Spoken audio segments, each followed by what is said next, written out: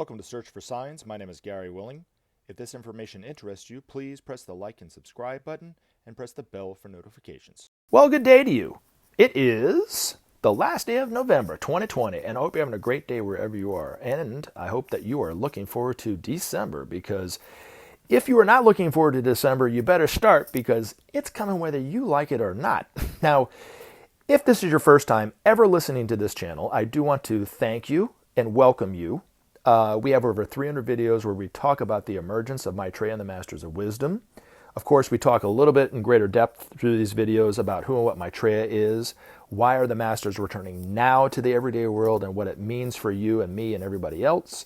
Of course, we talk about the many miracle signs that have been going on for decades that point to the fact that the Masters are here and coming out into the world, and that the world teacher, the Christ Maitreya, has been living in a modern city since July 19th, 1977. And we also talk about his priorities. Now, it's not so important that you believe what I believe about who and what Maitreya is.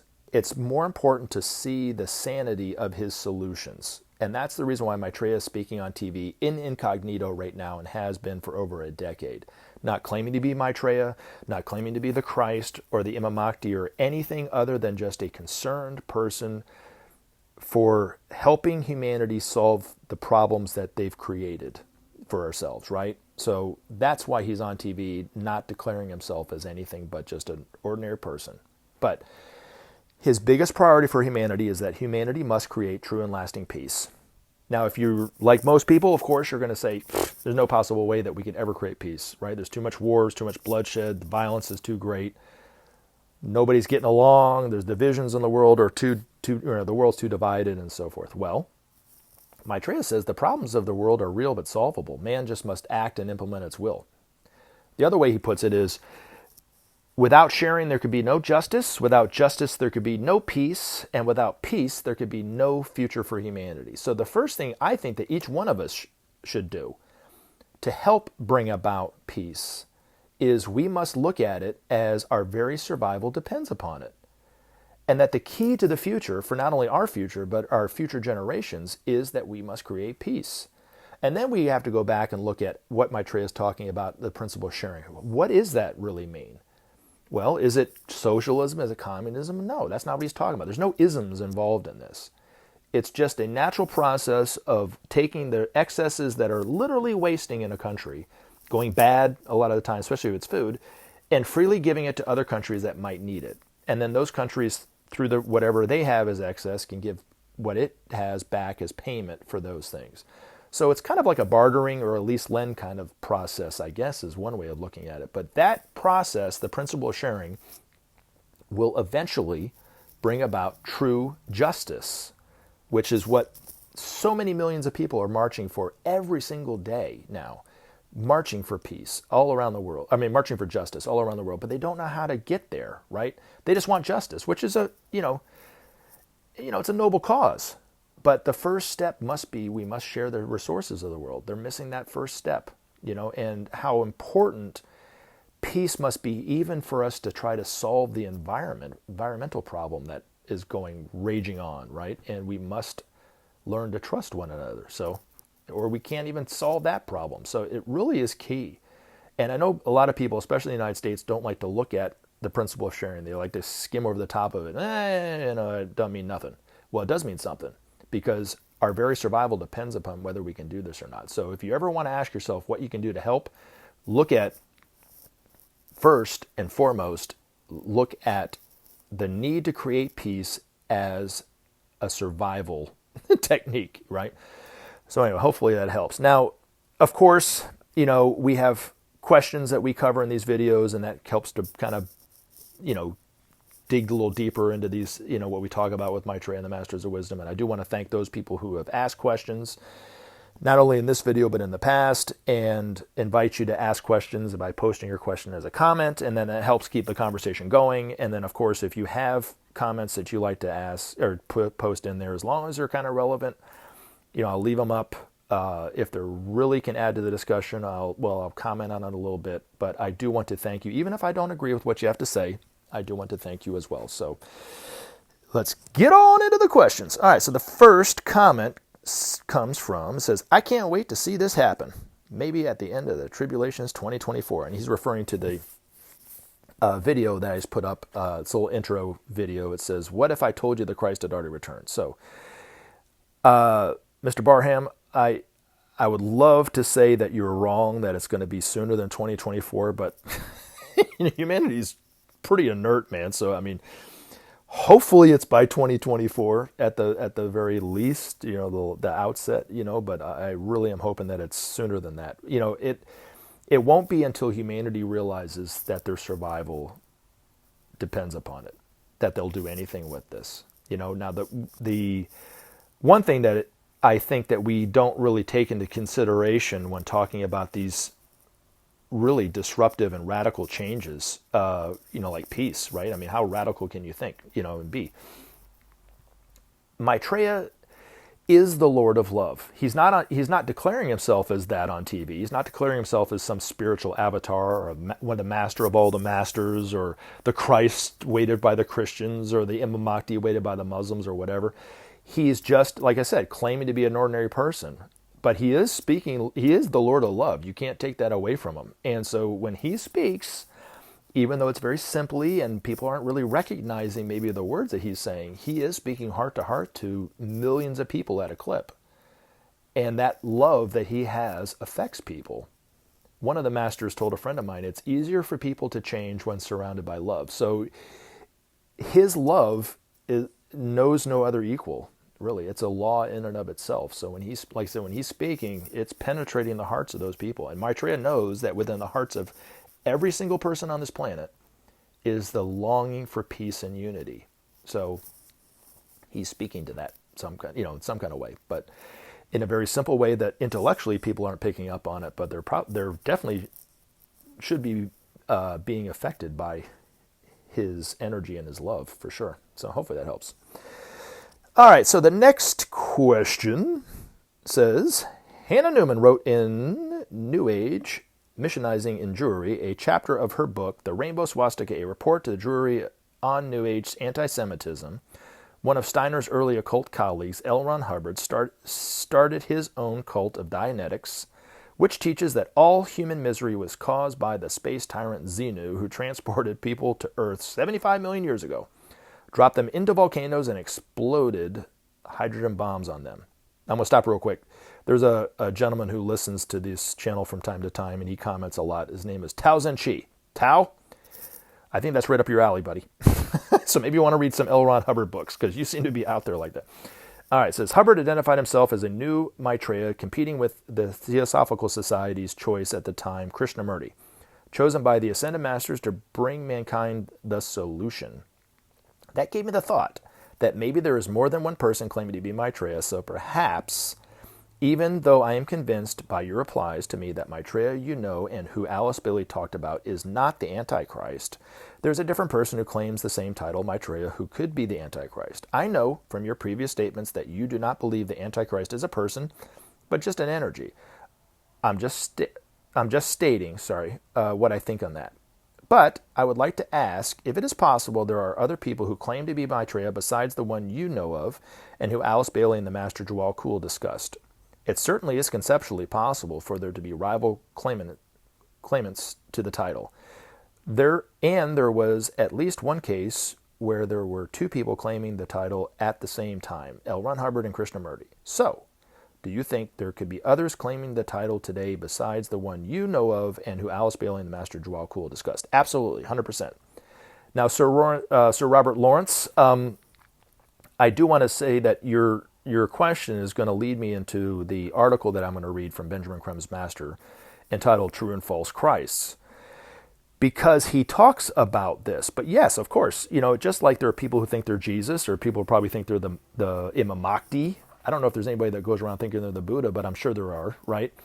And there are people in Hyde Park in London who think they're Queen of England. So it's just, but what does it all mean, right? And the interesting thing is, there were 5 people that, well, let me go back before I say this. I was going to say was, there were 5 people that were handpicked by Maitreya to make known the presence of him coming into the modern world. Okay, four others along with Benjamin Creme. Okay, now typically the teacher worked with a very, very advanced disciple telepathically through the process called overshadowing, where it's not only a telepathic connection, but it's actually like an energetic connection where a tiny bit of the energy of the teacher can be sent out through that disciple. So Jesus was a classic example of this.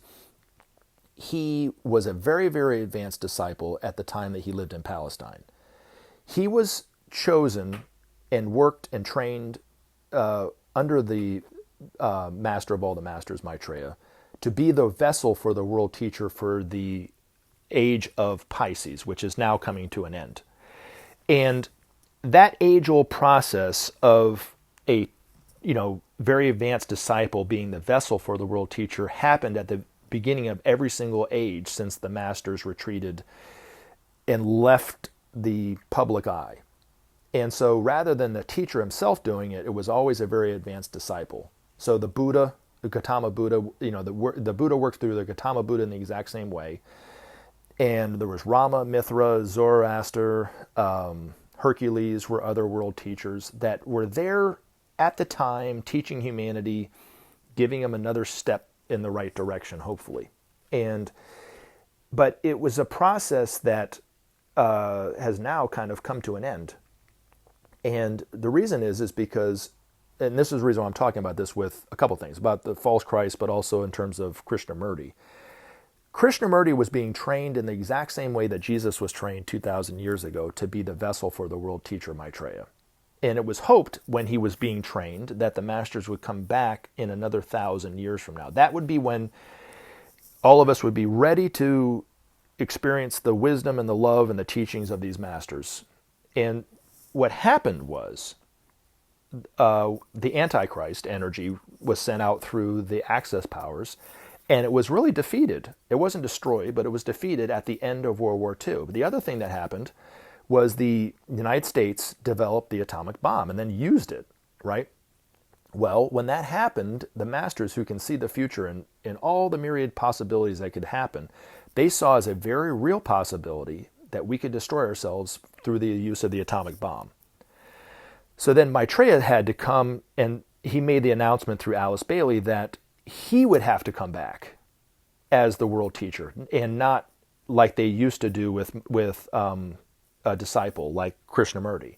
So the plan was scrapped, really. And then Maitreya said, okay, well, I'll come out, and this is where the mystical view of the masters, I think, pales in comparison to what really happened. Was it's a very scientific approach to the teacher coming back into the world. And so when he made that announcement through Alice Bailey, it wasn't just, I'm going to come back whenever I want to come back. It was humanity had to take some steps. The first step that it had to do was it had to create peace on some level, which apparently it did. It didn't have to be perfect, but there had to be a measure of peace. The principle of sharing also had to start governing the minds of the world leaders, which I think the Marshall Plan, which I've talked about through several of my videos, when George C. Marshall instituted this plan where the United States gave some excesses to Europe, and Europe, when it started to rebuild their economies, gave excesses back as payment. That was, I think, a sign that the principle of sharing could start to take place, right? Didn't have to be perfect, just like the peace didn't have to be perfect. And then the last one, which is really hard to see, where the political houses around the world, the political parties had to start cleaning up house and cleaning up their corruption. Now, they're still very corrupt, but there had to be a measure of cleaning the house. So once those three things took place, Maitreya could come back. So, like I said, the mystic thinks that the teacher can just come back whenever he wants, but there are so many laws that govern the return of such an avatar that we don't really understand, even conceptually, what it takes for the Christ to come back into the world. It's not a mystical event. It's been something that's been going on for eons, really. And when he made the decision to come back, and humanity did those three things, that's when he came into London in July 19th, 1977. When he did that, he became the guarantor that we would not destroy ourselves. That's the guarantee. So as dire as it looks sometimes, as, depressing as the world affairs can seem, the fact that the Christ, Maitreya, is already here in a modern city, that's the guarantee that we won't destroy ourselves. So that kind of brings into the whole thing with Krishnamurti. Now, if L. Ron Hubbard felt competitive toward Krishnamurti, that's just on L. Ron Hubbard. You know what I'm saying? Now, I will say this, it sounds pretty crazy what they think, right, about the Dianetics, what they think, but I'm absolutely sure that people think I am just as effed up as they are. So I can't really point any fingers in that direction. I know I love Tom Cruise as an actor. When he's on screen, he is amazing to watch, right? You watch these videos or these interviews with him on these talk shows, and they're like, that guy he's fallen totally out of his tree, man. But, I'm sure people think the same thing about me. So anyway, but anyway, where were we saying? So let me get back to the 5 people that were picked, because this kind of goes along the lines of your question about, do you think people would, are the people that are claiming the title of Maitreya? Now, Maitreya is actually his name. Let me say that too. That he's the world teacher, and that's the office of which he is. The office of world teacher, or the Bodhisattva, or the Christ, it's an office within the hierarchy. And that master who holds that office is the master of all the masters. And Maitreya has held that office for the last 2,000 and some odd years throughout the age of Pisces, and will hold that office throughout the age of Aquarius. And then the next age, the age of Capricorn, which is a long way away, the master Kuthumi, who used to be the Apostle John, will then hold that office. And then I think after that, the master Juakul will hold the office. So there's that's kind of the way that works. So if that's the title, but Maitreya is his name. And it was a name he's had for hundreds of thousands of years, and it means the happy one. And I know for myself, the times I've met Maitreya, he exudes joy and happiness like no other person. So he definitely fits his name. But anyway, I digressed. The 5 disciples that were picked by Maitreya to make known his presence and to let the public know that he is coming back into the world, only Benjamin Creme was the only one that took up to work to do it. Now the other 4, each in other planetary centers. So one in Benjamin Creme was in London, but there was one in New York, there was one in Geneva, Darjeeling, and the one in Tokyo. And this is the reason why I'm bringing this up.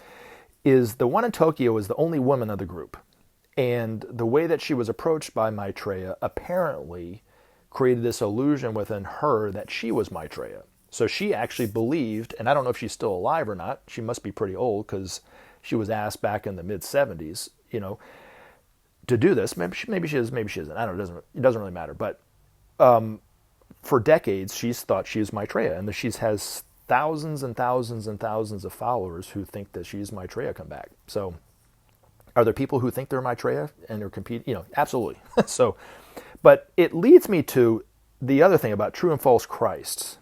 And that, when I read this article in some videos ago, I got to be honest, I just picked out the title and started reading it. And as I was recording it, it was the first time I actually read that article. And I was totally surprised by what Benjamin Creme's master talked about in terms of what, I was thinking he was talking about a true and false Christ, but he was talking about there's actually a plan in place from the masters to work with people who think they are the Christ, and in a way of getting this information out in some kind of way. And I also think it ties into people who think that they're channeling these masters or Maitreya or the Christ.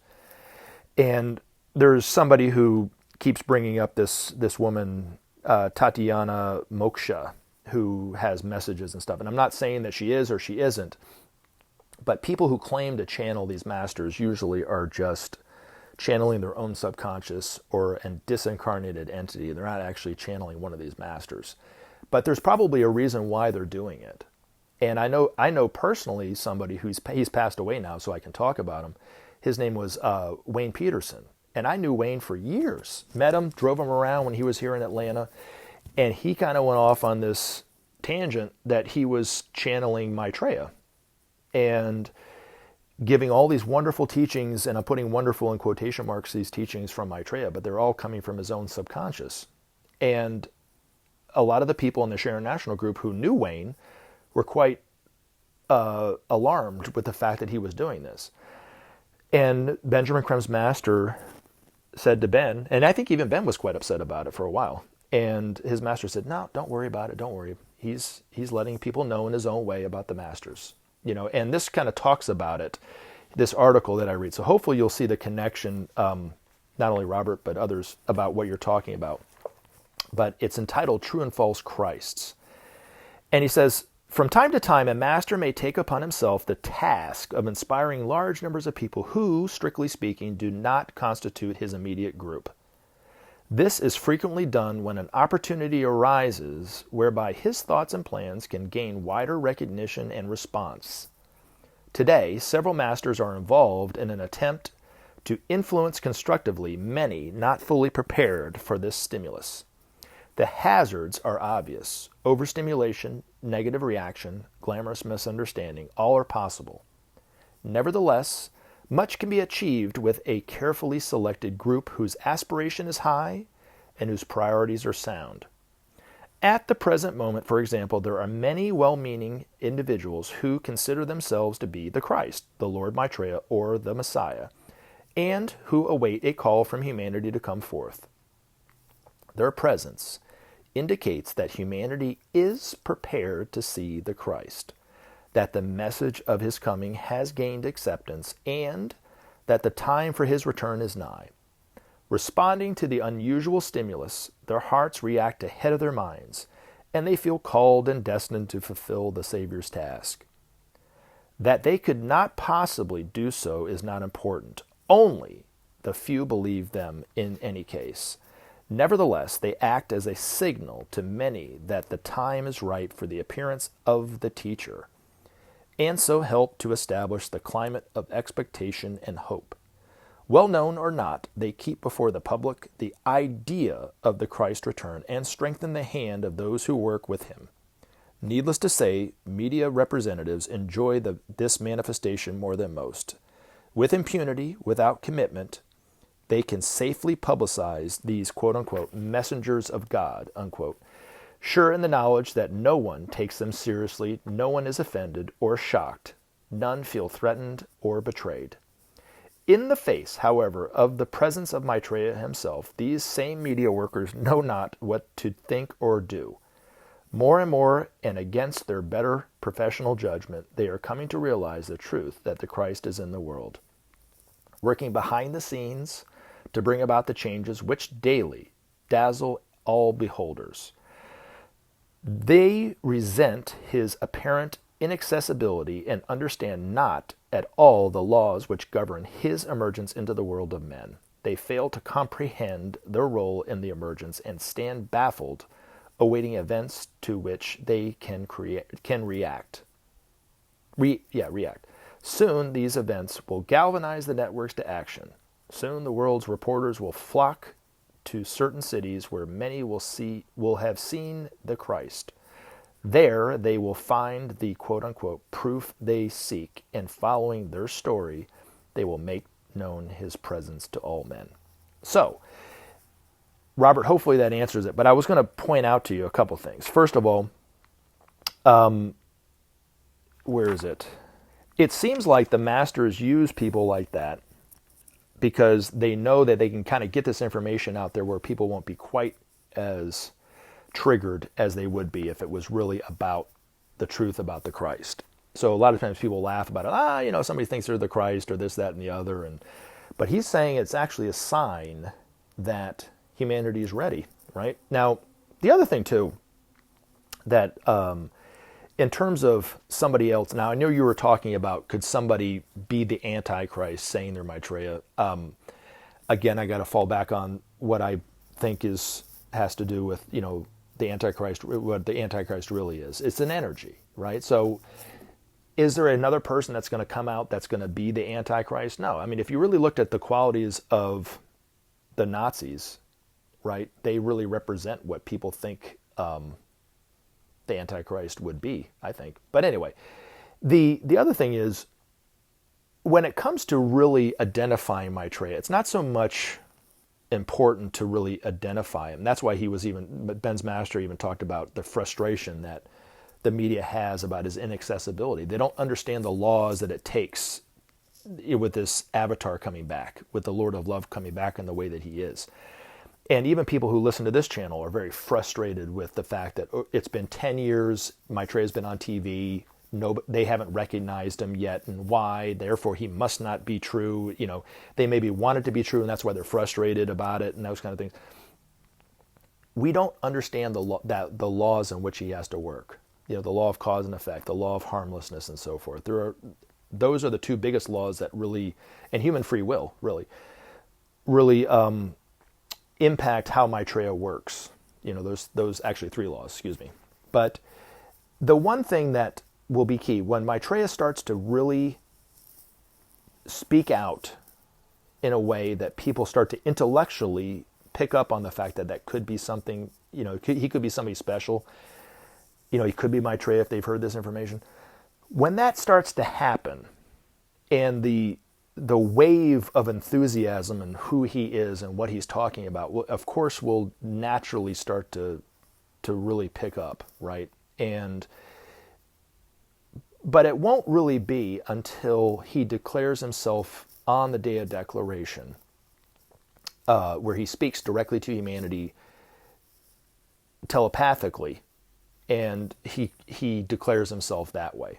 So, as Benjamin Creme said, on the day of declaration, that's when everybody will know, because he will speak to humanity, and we'll all hear his call to humanity inwardly in our own head, in our own language. That's one.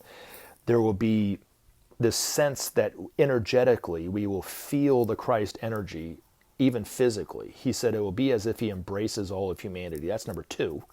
And then the third way is there will be hundreds, maybe even millions of miraculous cures all around the world.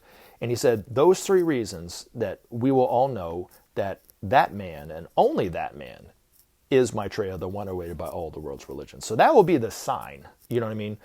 But it won't be until, I think, the day of declaration takes place. And I'm sure as Maitreya comes out, and the more he's speaking directly to humanity, the more people will come out from the woodworks talking about claiming contact with Maitreya that they probably don't, or even claiming to be Maitreya.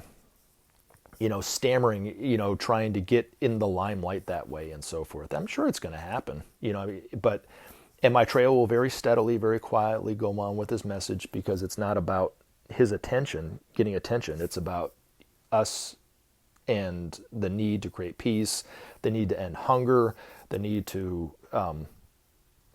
rebuild our world, SOP, save our planet, and so forth. So hopefully that helps, and hopefully I answered your question, Robert. But anyway, again, I want to thank those who have, commented in this video, and, Robert, thank you for asking the question and so forth, and hopefully I look forward to other questions in the future. You take care. Remember to take action and help SOP save our planet. Thanks for listening, and we look forward to talking to you again in future videos.